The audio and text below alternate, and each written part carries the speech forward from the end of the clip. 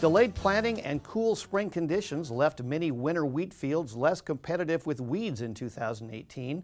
Fields not treated with herbicides during the growing season now have substantial weed problems that will need to be managed.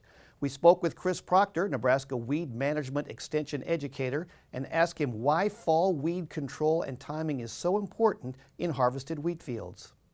Yeah, so one of the reasons I think it's real important to pay attention to weed control following winter wheat harvest is if those weeds aren't managed, one, they're growing, and so they're going to use moisture, and so if moisture is an issue, you're just taking moisture out of your profile that you're going to need for that subsequent crop. So I think that's one of the issues that stands out.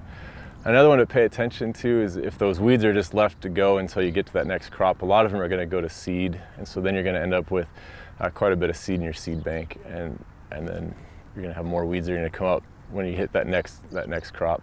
When you think about timing of these herbicide applications following wheat, kind of the recommendation is being that 20 to 30 day window for that initial application following winter wheat harvest. So you don't want to get too much past that 30-day mark before you spray something, because that gives you a chance to get the weeds while they're still small. So I think it's something to pay attention to, is weed size is really critical when you're managing these.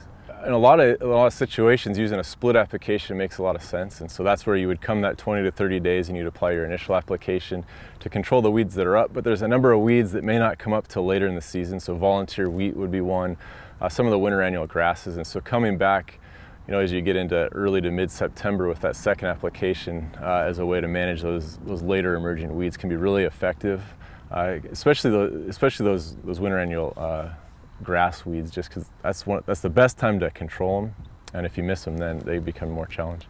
Yeah, so some things you can do, I think, to help yourself out. One, making sure you have really good wheat residue. So the wheat residue does a great job of managing the weeds, and so keeping that residue, not bailing it off, is one way you can help suppress weeds.